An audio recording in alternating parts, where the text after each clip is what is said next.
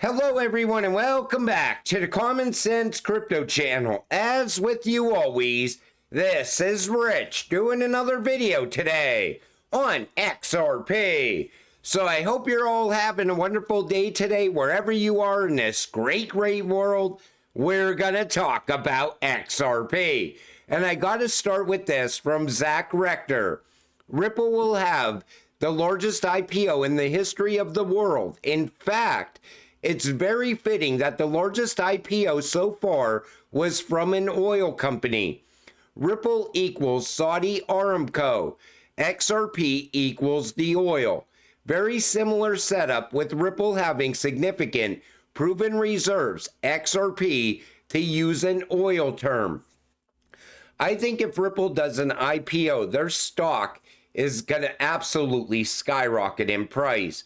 Ripple is a very strong company. Now, are they going to IPO in 2025? I think Brad is kind of holding back, waiting to see where this goes with the new chair at the SEC.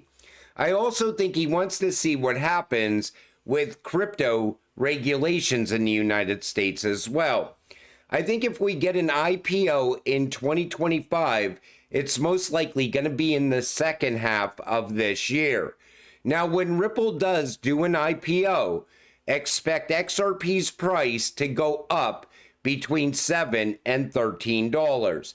That's on top of the run we're already going to witness this year. That would kind of be the icing on the cake.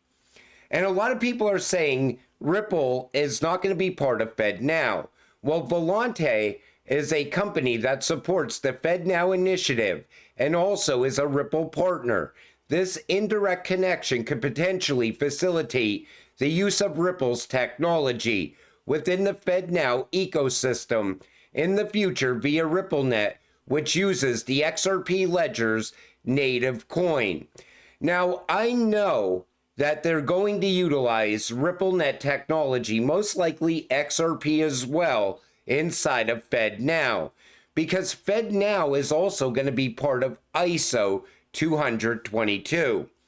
And now there's a lot of talk about ISO as well. I'm going to talk a little bit more about it in today's video. There's a reason why XRP is a better candidate for payments among traditional financial institutions. Bitcoin and ETH equals unsuitable as payment instruments because of low scalability. XRP equals unlimited scalability to keep up with traditional payment velocity. But one thing I want to point out here is this right here. Works in test mode with more than 100 banks. We're still in test mode. Wait until we come out of test mode for XRP. That's when people will start to get priced out of XRP. And I expect this to all start to happen this year as well. I'm thinking 2025 is the year we'll see institutional adoption and bank adoption for XRP and RippleNet here in the United States. And Ripple is already working with Santander, Bank of America, Axis Bank, Standard Chartered, etc. And I think we're going to start to get those big announcements out of the United States as well. But we're still in test mode. Nobody ever talked about that before. They always said they're using it behind the scenes on the private ledger where there's a totally different price for XRP. But we debunked that idea multiple times. I've talked about it. I even showed you how David Schwartz said there's not going to be two prices for XRP. The problem is we're still in test mode. David Schwartz says, let's talk about 10 things nobody can speak for the XRP and XRP ledger. And these are just my own views. And I talked about this last year, but all these old narratives are starting to come back again. So here's what David Schwartz says. XRP can't be pegged to gold, silver, or anything else. And I always said, you don't want XRP to be pegged to the price of gold because it's going to be moving gold-backed currency across borders. It can move tokenized oil. It can move anything of value. XRP is going to be more valuable than 1 ounce of gold. XRP can't magically become a stablecoin. RLUSD is a stablecoin. It's never going to be worth more than $1. XRP, when they called it a stablecoin at the IMF, they just meant a high-valued cryptocurrency that can move value from point A to point B. But it's not going to have that volatility. It's going to look stable, but it's gradually going to gain more and more value over time. Stablecoins issued on the XRP ledger are not XRP. That's obviously correct. You can issue stablecoins on the XRP ledger, but those are distinct assets from XRP. But XRP can move stablecoins as well. The XRP ledger requires electricity to operate. I'm not sure how this can be controversial. We don't have non-electric computers with the kind of capabilities needed to run any blockchain. It can work offline though. Remember when we were talking about XRP maybe a year or two ago, and I was showing you how it can work over radio waves? It doesn't require the internet, but it does require electricity. XRP can only exist on the XRP ledger, otherwise it's an IOU. The XRP ledger is an authoritative record of XRP ownership. You can create XRP-dominated assets elsewhere, but unless they're somehow one-to-one tied to XRP on the XRP ledger, they're not XRP, but a derivative or IOU. XRP does not exist anywhere else except on the XRP ledger. XRP has nothing to do with ISO 222. ISO 222 is a messaging standard for payments. XRP is a cryptocurrency. While there could certainly be projects using both of these things, there is no real inherent overlap between them. I'll address that more in a minute. Interledger doesn't require XRP. IOP, Interledger Protocol, works with any asset, either for payment or settlement. It works well in conjunction with XRP ledger payment channels. You can use Interledger Protocol for pure dollar payments if you want. Now, Interledger Protocol, you can use it without XRP, but it works better with XRP. It's kind of like RippleNet. It works great even without XRP, but XRP makes it better. And everybody that talks about this always tries to take XRP out of the equation. But if a bank is going to send a lot of money and say they're just using RippleNet, the fees are going to be higher and it's going to take a little bit longer for that transaction to complete. XRP makes that transaction cheaper and faster. All the money in the world will not run across the XRP ledger. I don't know why people are arguing on this, because there's going to be a handful of cryptocurrencies moving the world's money. XRP is not going to move all of the money. The US government is not going to buy back your XRP. I covered this multiple times. There's not going to be a buyback for XRP, and there's not going to be a need for a buyback either, because most people are going to sell their XRP way too soon. And as the weak hands are selling off, it's going to get bought up by institutions, banks, and so on. So there's never going to be a government buyback, and it doesn't make sense. The IMF would have to do the buyback, because if the buyback only happens in the United States, what about the people outside of the United States? What, are they supposed to try to come to the US to sell off their XRP? That's why it doesn't make sense. RippleNet is totally different from the XRP ledger. RippleNet is an enterprise payment system that eliminates barriers to using XRP ledger for the source or destination or bridge in enterprise payments. RippleNet is a private network based on earlier versions of Interledger Protocol. And like I said, it's better with XRP. XRP and the XRP ledger really are what you see is what you get. If you're imagining that there's some massive secret, you're imagining. You can imagine anything about anything.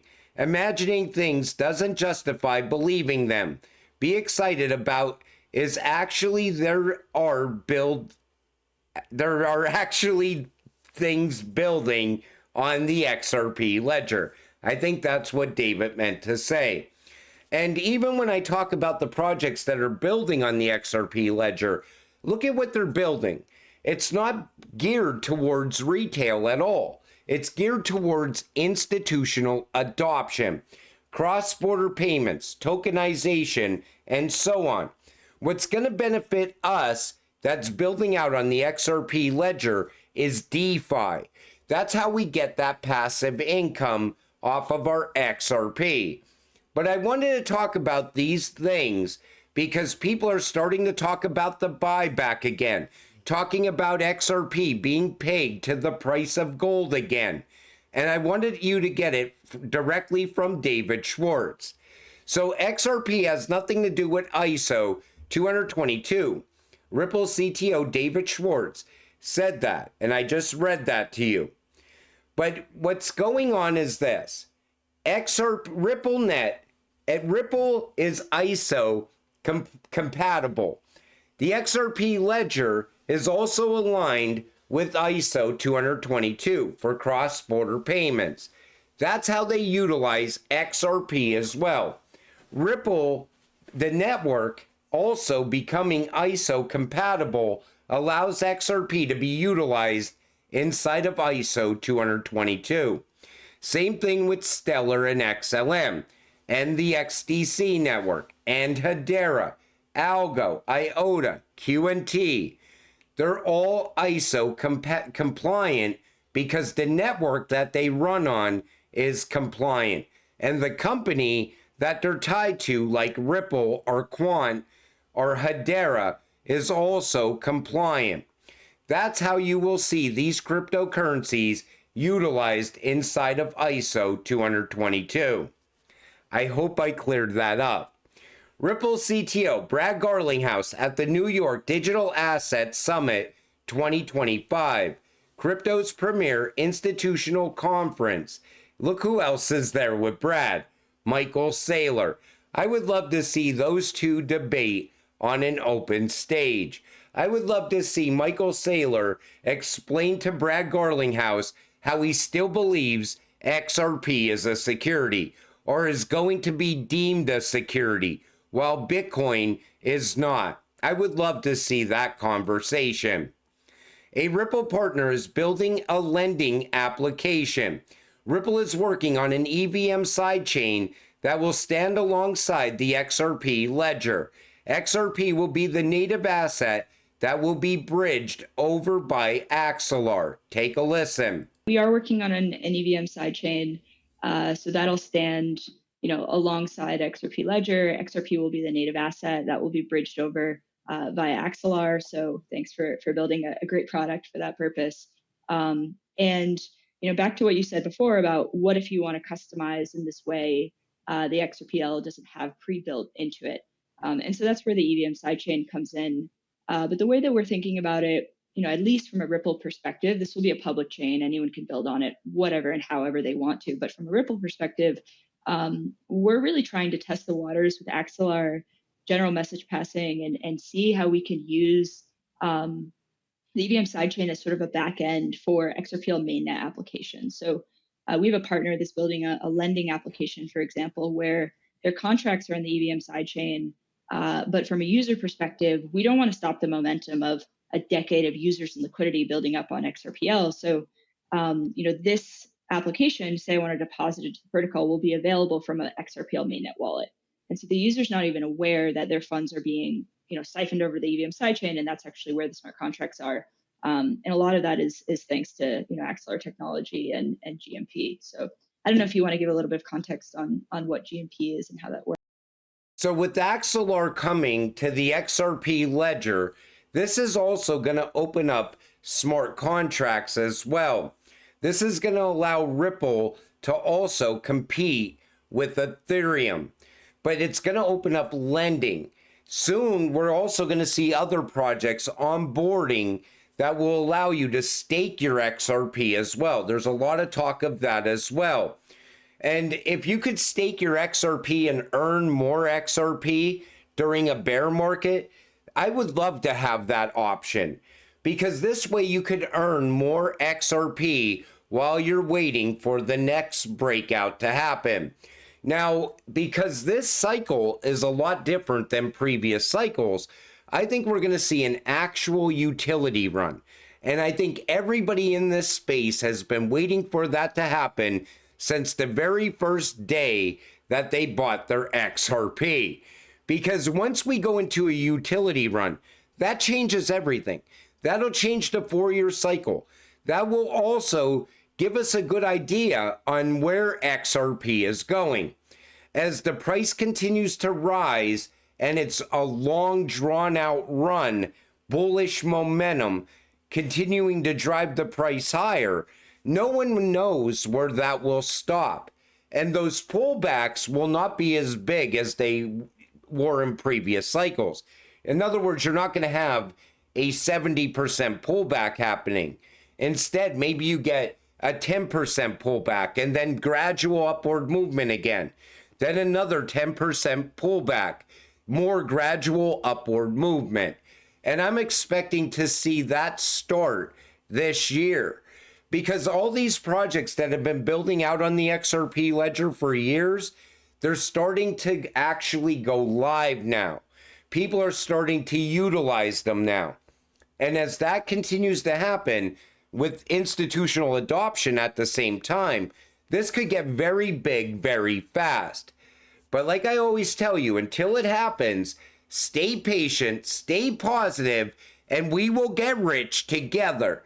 With that said, I'm going to wrap up this video. I want to thank you all for watching. I appreciate all of you. I'll see you in the next one. Have a great night.